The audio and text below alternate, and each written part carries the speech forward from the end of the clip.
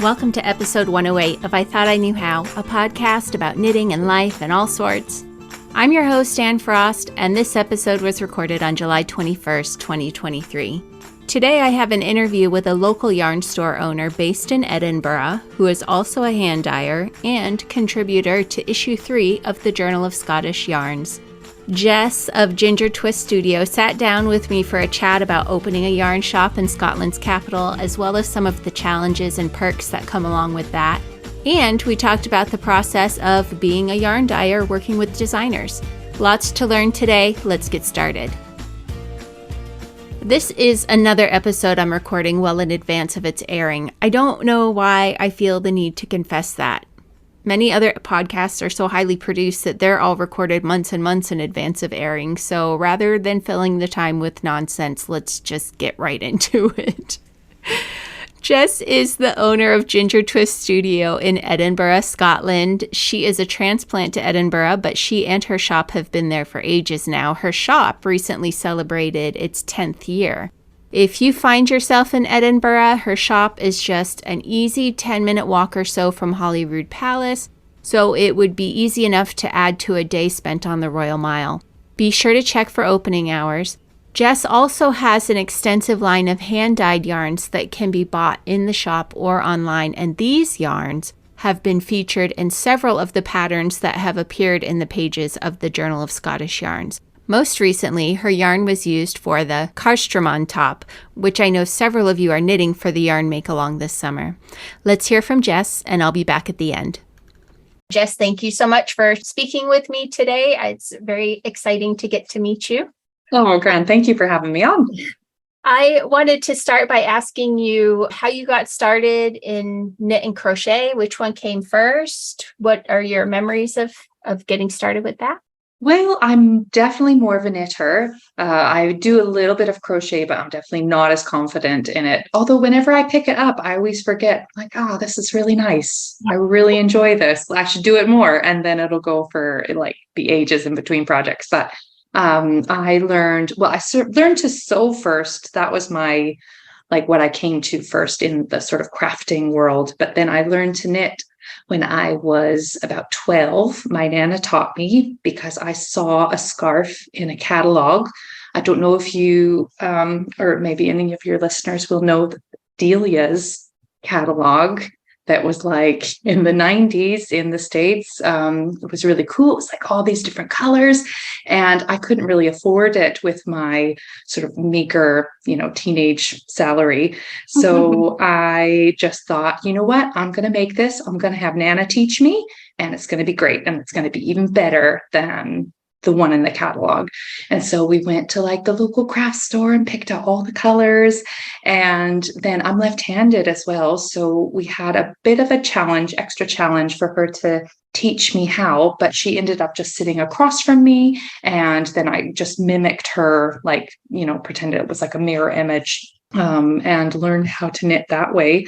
So that I learned British style to begin with. And then much later, when I was in university, I had a German flatmate, and her mom came to visit, and she was a big knitter, and she was like, oh, I'll show you the continental way. And this is, it's really good. And she was absolutely right, because, for me, I would get a lot of pain in my wrists if I'd be knitting for long periods of time.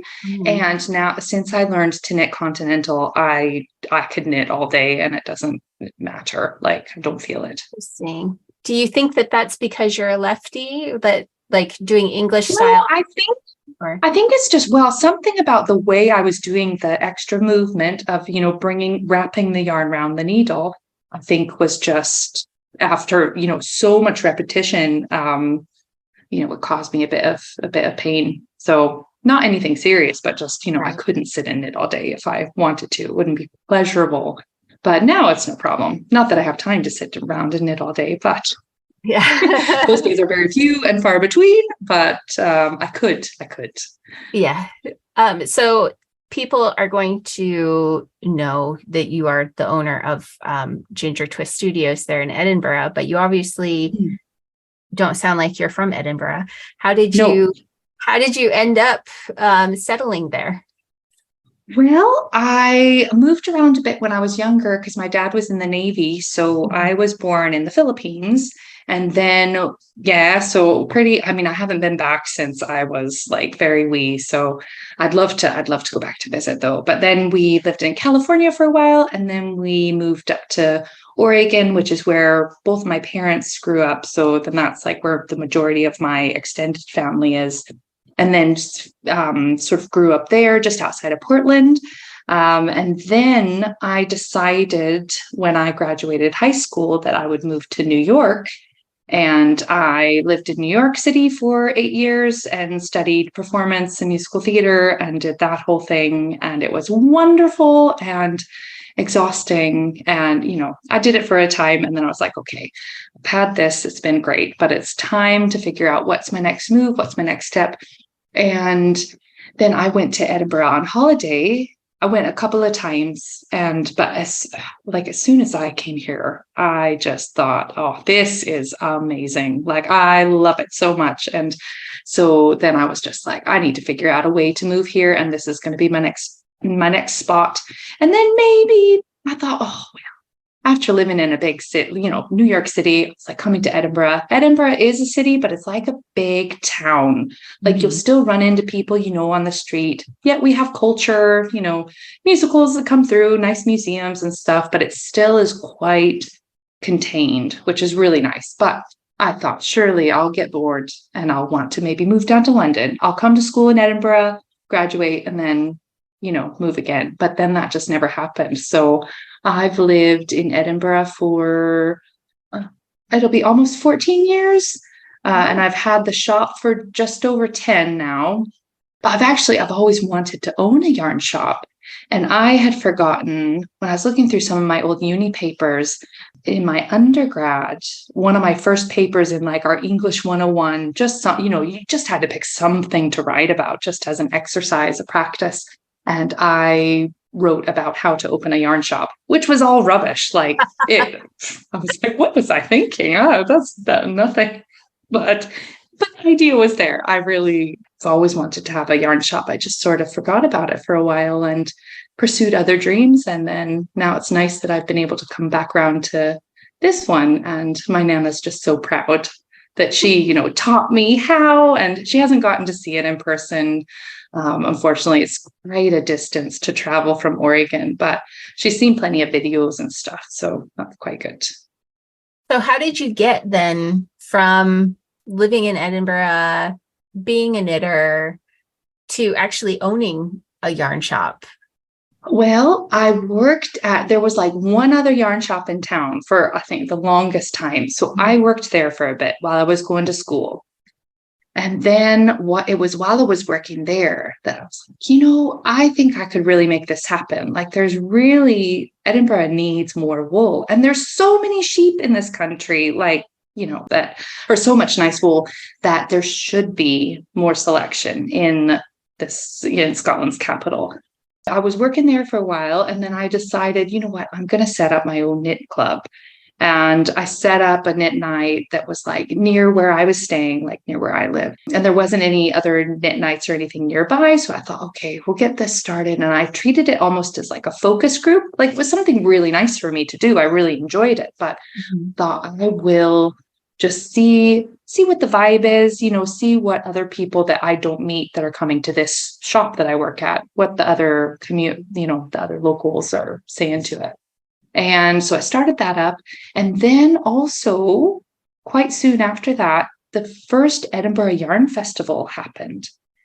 And I went to that. My boss wouldn't give me the day off. So I had a friend that was vending there. And I was like, could I just be your sort of faux helper and get in early with you so I can go and have a look around, and then I need to get to work.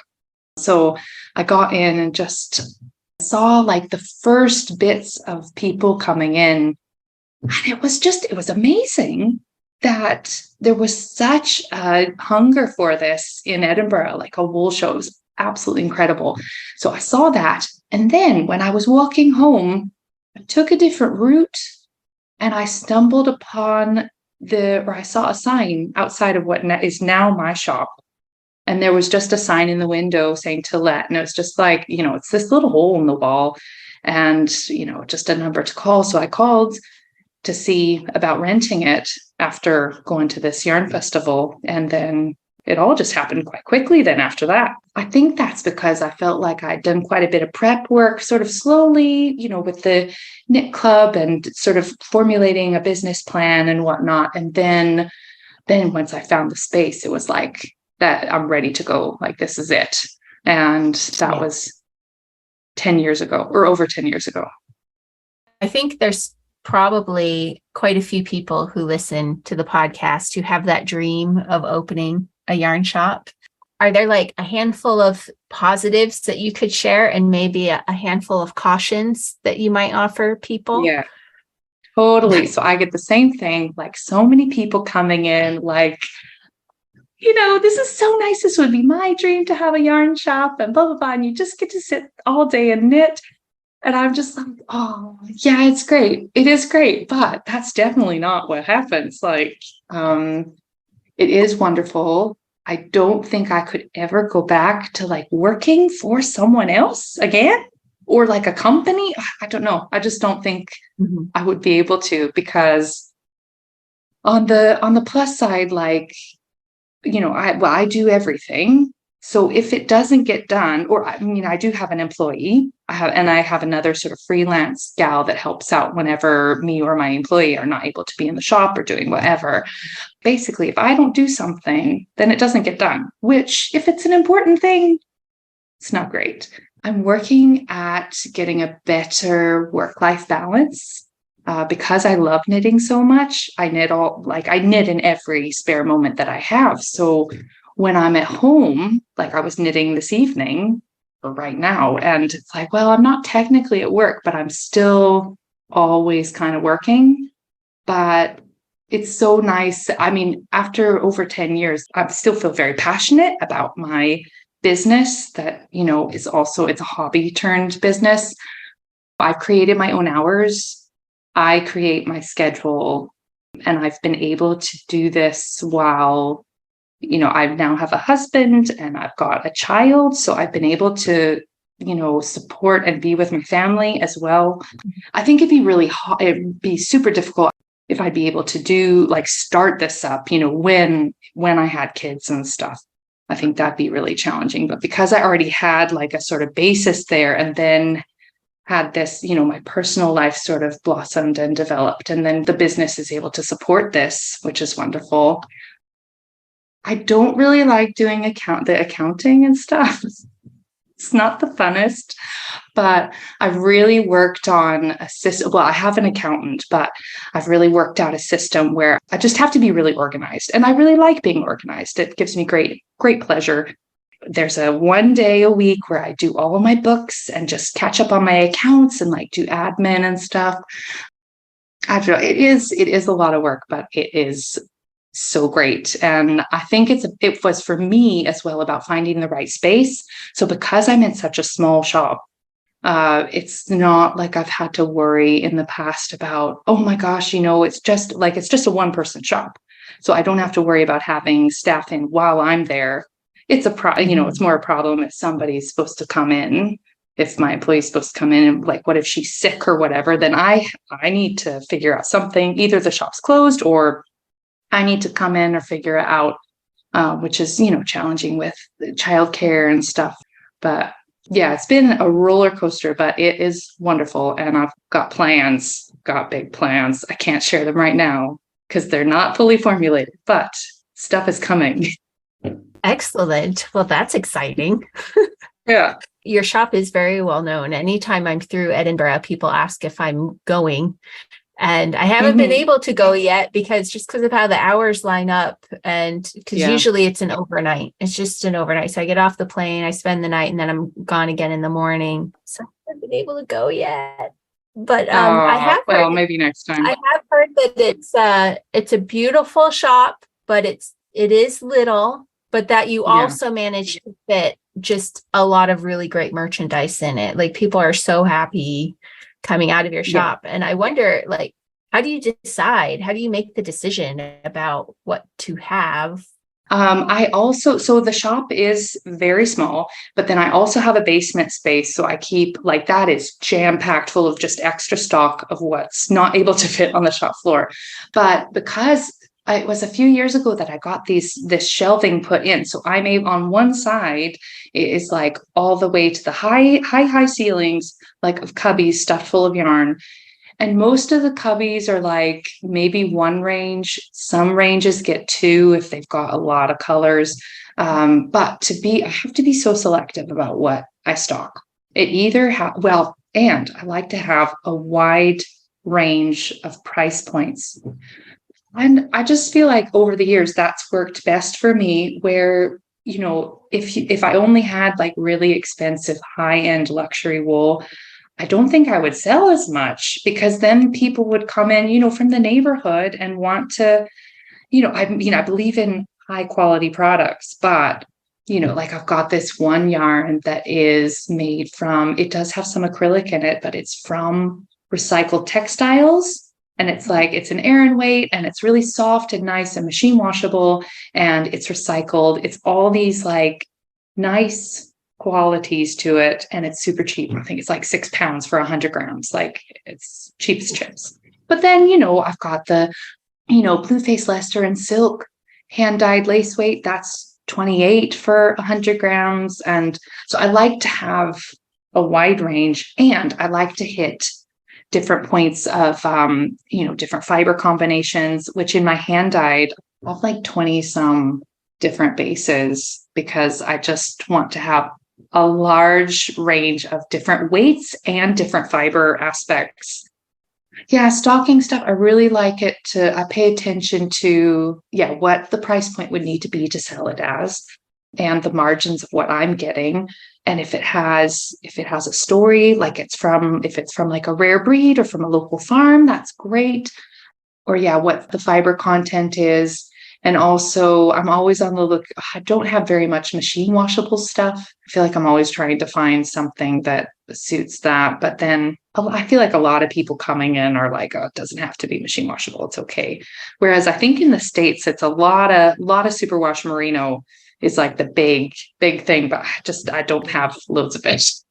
It's stuff that I really like myself and that I want to work with myself. Those are like my really, like, if you get down to the brass tacks of it, like if I want to knit with it, I'll sell it. So you mentioned in passing your hand dyed because you of course are a hand dyer as well. Did that come after you had the shop, before you had the shop? When did you start dyeing?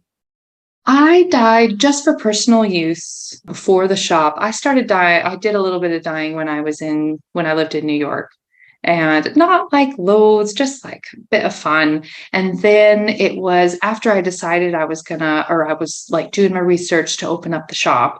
And then I thought, I want to have my own range of hand dyed.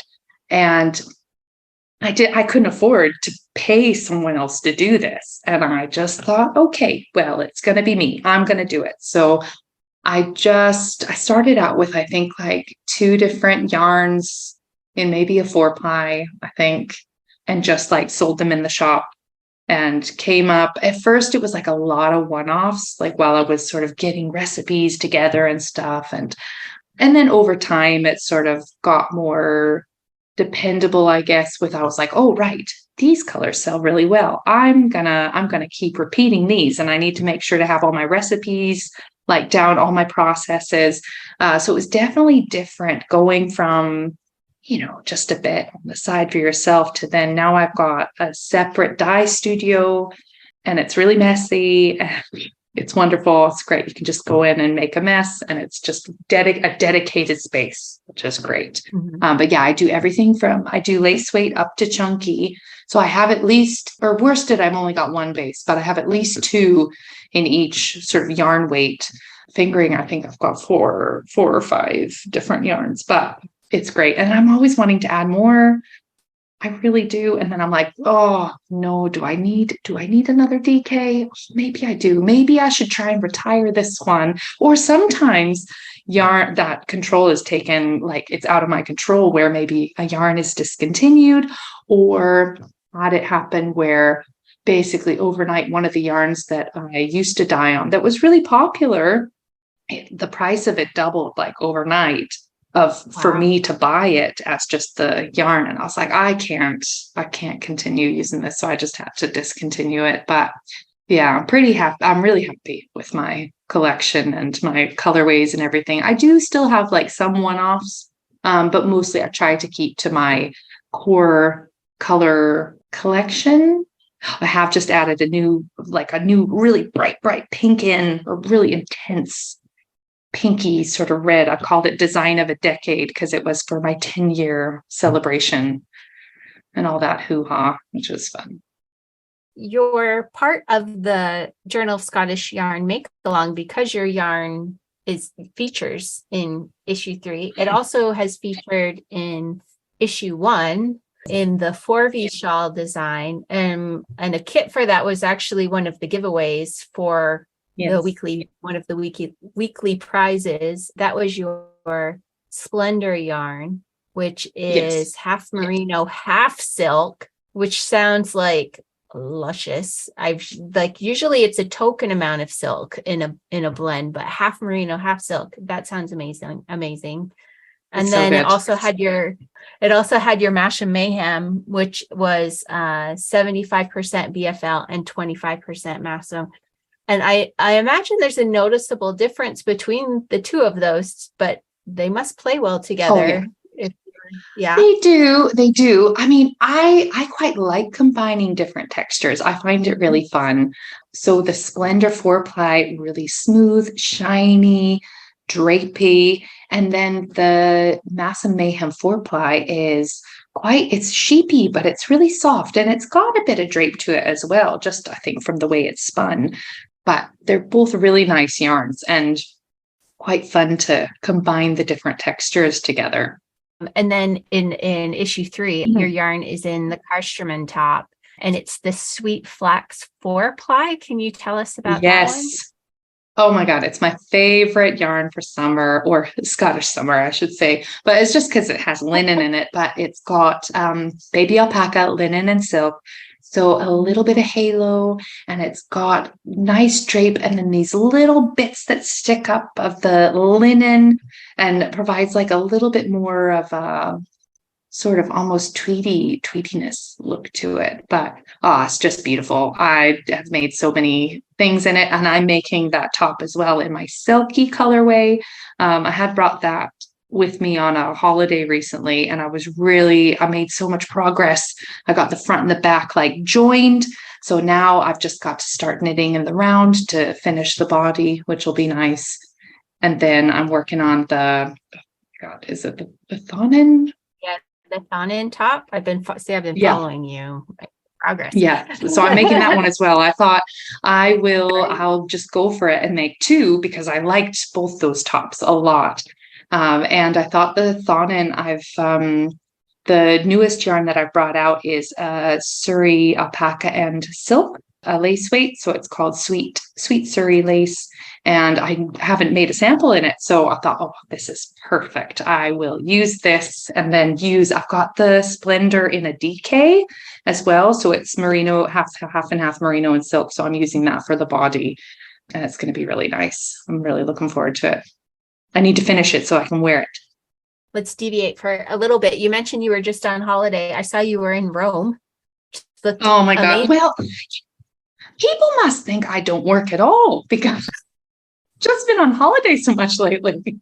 I went for 3 weeks where we were away, but that was more like it was a family visit. So we went to Oregon, and then I got to do a couple of trunk shows. So I brought some hand dyed. I did a trunk show in Portland, and I did one in Seattle as well. And then, not been back that long. And then I went to Rome for a few nights, which was wonderful. So beautiful. Not much in the way of yarn, though, but lots of inspiration. It's such a beautiful place. I was going to ask you, though, if there was any, yarny things that people should be sure to do. I mean, I couldn't find anything, and I was asking for advice from like Italians I know as well, and nothing. Just so the fabric was nice. That was cool. But I got to do some nice knitting. I sat on the Spanish steps and knit a little bit, but I didn't realize you can get fined for sitting on the Spanish steps. You're not supposed to do that. So I'm lucky. There's photographic evidence though. Oh no. But yeah, and then just this past weekend, we went on a little just mini break with my husband and my daughter, and we went with some friends to the Isle of Arran. It's an island off the west coast here in Scotland, which is beautiful. Like we've been there quite a few times, and my husband sort of spent part of his childhood there, so it's beautiful, really nice. So yes, I feel like I've hardly been in the shop this past like couple months, it feels like, but I've been doing lots of work, outside with. And that's okay. You don't have to be there all the time. It's okay. Yeah, this is true. And only, there is only space for one person to be working in the shop. It's just not possible for two. How did you get connected with the Journal of Scottish Yarns in the first place? Is it the designer that reached out to you saying, I want to use your yarns, or did Susan reach out to you? Or in the first issue, Kirsten, she's designed with my yarn before, and she's also a local gal too. So I think when she was submitting her design for the magazine, I don't remember if she mentioned me, but it just seemed like it was quite a natural fit. And I was like, yeah, great, so happy with that. And then sort of same thing with Maddie in issue 3, where I think she'd been talking about she was going to submit something. And then Susan mentioned that she was, and then she had realized that Maddie, the designer, had already designed, actually with that yarn, the Sweet Flax 4-ply, she had already designed a shawl in that yarn like a couple years previously. And so she was familiar with it, and it just seemed like the most natural fit. And then Maddie just got in touch, and she was like, oh, this is what I'm thinking from inspiration. I was thinking this colorway, or what do you think? And I was like, yes, absolutely. That's great. So it's quite just, I don't know, didn't feel super formalized or anything, just very organic. And, but it's easier with that when people are local and you already know them. One last question. I didn't tell you about this question because I didn't have this question until just the other day when I was talking to some people who are going to be coming on the tours, and they mentioned that they are going to have some time in Edinburgh, just a day or two before they head back. What are your recommendations other than a trip to Ginger Twist Studios? Yeah. What are your recommendations for a knitter, a fiber lover who has sort of a limited amount of time in Edinburgh? Any highlights that they should try and see? I would go to the Dovecot. There, it's always an interesting space. They usually have like a lot of times they'll have exhibitions there. I don't know what they've got going on there at the moment, if it's still the Calf Facet, but they usually have something interesting on the go. And then they've got a really nice wee cafe and little shop. It's great. I really like the Chamber Street Museum, and sometimes they might have an exhibition on. And they've had Bernard Klein at the Chamber Street Museum recently. I don't know if that's still there anymore, but they'll a lot of times have something happening. So that's a really beautiful space. And I really love Leith. I hadn't been down there, like down to the bottom of Leith for quite a while. Not exactly not really fiber related, but it's just a really cool vibe. And now the tram runs all the way down there, which is I love, because I really like Leith, and then it's easier for me to get there because I live on the other side of town. But there's a lovely bookshop and some really nice bakeries and coffee, and there's a really cute little vintage shop called Pascal & Co. The owner's really nice. It's really sweet. And let's see. And around the shop as well, my shop, there's loads of nice coffee shops. If you want to go for like a nice glass of wine, there is a place called 24 Royal Terrace, and it's a boutique hotel. And if it's a nice day, they have their back gardens open. That's where I usually run workshops and stuff there. But they've got a lovely, lovely back garden space, and it's just, yeah, really peaceful if you're looking for a bit of downtime, because it can get quite chaotic in Edinburgh, like with all the people traffic and everything. And then Art and Vintage near my shop is a lovely cafe as well, with like cute vintage stuff and artwork from local artists, and they do a really mean scone. I think that's a solid couple of days of recommendations, really. Oh, yeah. Really. Perfect. I'm going to be taking notes as I edit for the next time I go through. That sounds great. Yeah, Thank you should. Jess, thank you again for sitting down to talk with me. Do you want to take a minute and tell people how they can find you online, in person, any plans you have coming up, things they should look out for? Yes. So I'm online at gingertwiststudio.com. And I'm also on Insta, I'm on Facebook, I'm on Ravelry, as all of those things, and Twitter as well. And now maybe I should download Threads. I don't know.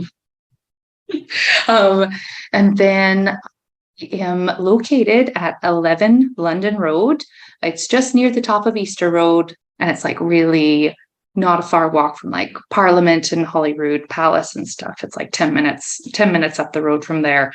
But yeah, I'm at 11 London Road now, but I might not be we'll see. Now it's 11 London Road. Make sure you're following Jess so you see any announcements. Yeah, totally. Yes, follow me, please. And I have an active newsletter as well. You can sign up for it on my website as well. So I've been getting really good about doing a newsletter every 2 weeks. Just it's short and sweet, to the point as well. Excellent. Well, thank you again. I think that's it. Yeah, well, thank you so much for having me. Jess, thank you again. It was lovely to meet you and hear about the shop. I will do my best to get by the next time my flight schedule allows. A few more things before I go. Very quickly, there may still be some Shetland Hogmanay boxes available when this episode airs. To find out if you haven't missed out, hop over to store.ithoughtIknewhow.com and have a look. Last I saw, there were only a very few of Box 2 still available and slightly more of Box 1. Secondly, if you have been meaning to sign up for the dinner I'm hosting at number 88 during Shetland Wool Week, this is your official reminder to check the show notes for a link to more information about that and to see if there are any spaces left. I hope you'll join us if you will be in town. See you again next week, and until then, thank you for listening and knitting with me for a bit. The show notes are where you will find links to the things mentioned in the show, so be sure to check those out. Find me on my social media accounts as I Thought I Knew How, except on Twitter, where it's just Thought I Knew How. The groups on various platforms are all called I Thought I Knew How Podcast. Until next time, may you be blessed with stitches that never drop, yarn without joins, and plenty of time to knit.